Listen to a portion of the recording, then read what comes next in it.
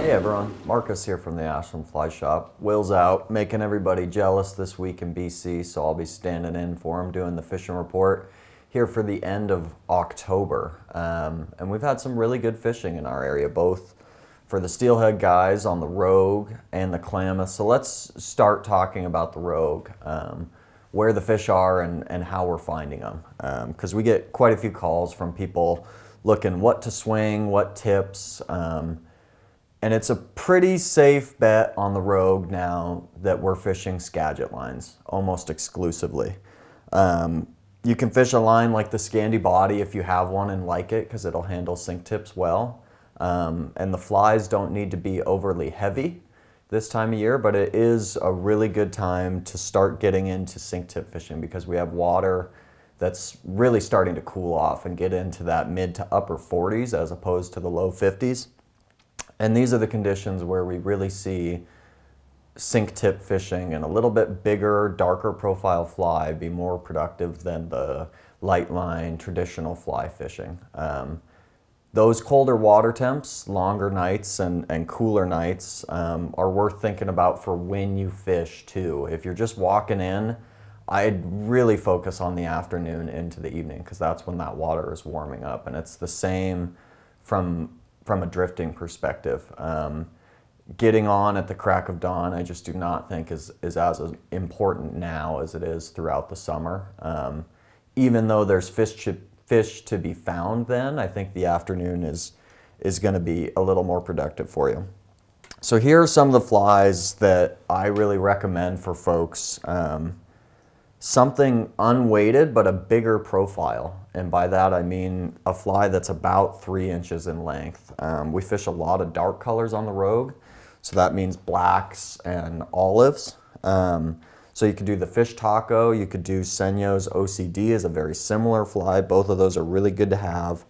And then the mini intruder from Aquaflies, either in the straight black metal detector or the olive and black, which happens to be my personal favorite. These flies, in my opinion, are best fished on a light sink tip, somewhere in between 7.5 feet of T8 all the way up to 12.5 feet of T8. And I kind of gauge that on the length of rod that I'm fishing. But if I'm fishing a full length spay rod, 12.5, 13 feet, I love 12.5 foot tips because they just kind of help with that anchor placement. The river is low. It's running about 1,300 CFS at Dodge.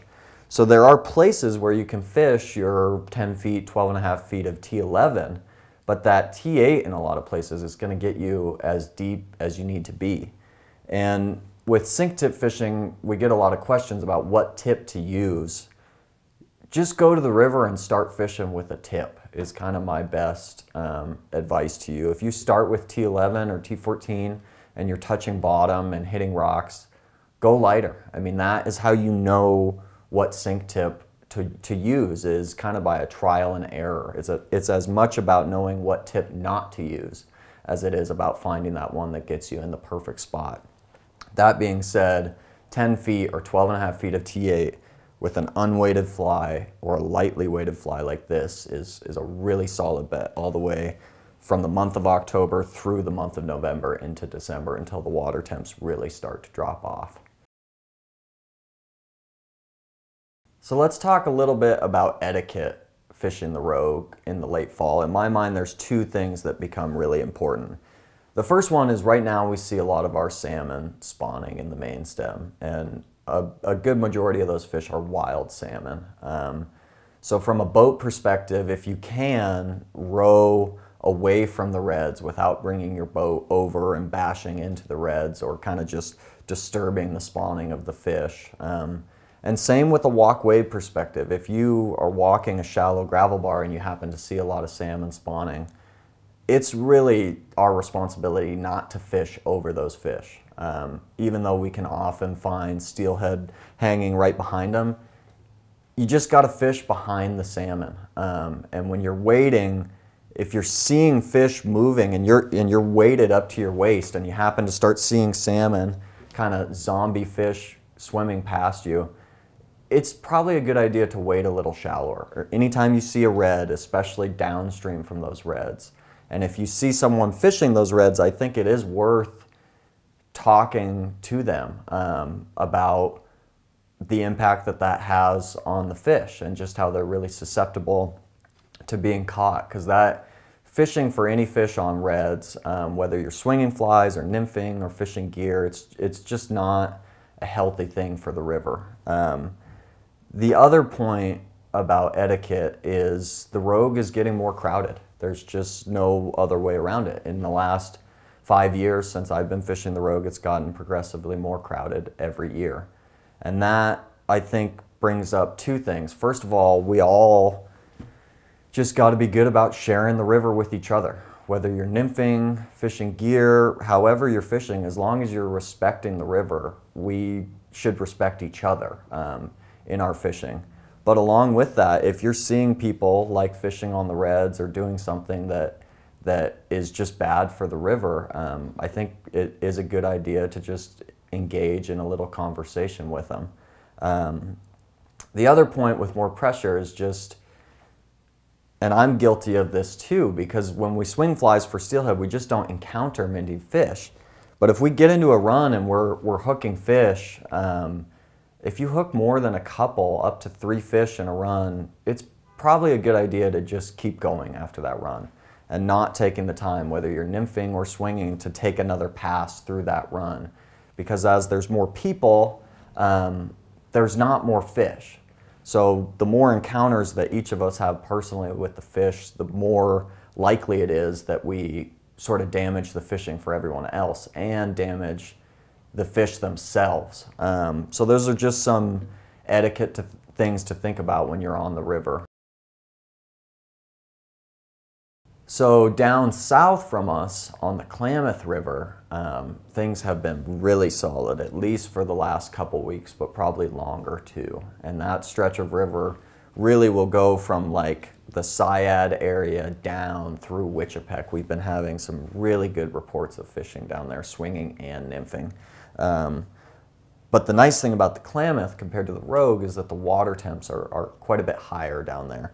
So I've heard good reports of people swinging this fly on a dry line, just a standard Steelhead mono leader, 12 foot 8 pound or 12 foot 10 pound. This is the Aquafly's Klamath Skater in the October Caddis color. Heard of good reports on that. A small size 8 or size 6 beadhead assassin on a light line.